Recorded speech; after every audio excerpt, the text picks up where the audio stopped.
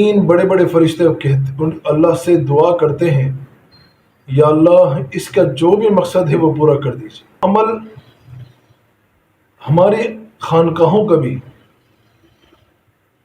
ख़ास और ख़ास अमल है। वो अमल हमारे असातिज़ा, हमारे कई साथी का मुजर्रब अमल है, और वो अमल है अल्लाह समद का।